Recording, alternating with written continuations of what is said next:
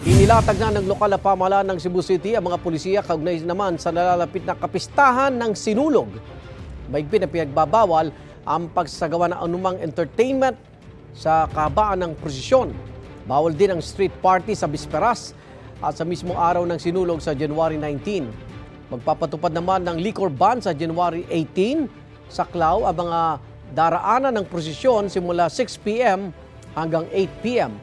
Muling ipatutupad ang liquor ban mula 12:01 a.m. hanggang 10 p.m. ng January 19 sa mga lugar na nasa loob ng 300-meter radius ng ruta ng Sinulog. Pagbabawal din ang paggamit ng mga boteng maaaring mabasag. Ayon kay Cebu City Mayor Raymond Alvin Garcia, hindi magpapatupad ng signal shutdown o jamming. Muli magpapakalat ng mga pulis at sundalo sa iba't ibang panig ng lungsod.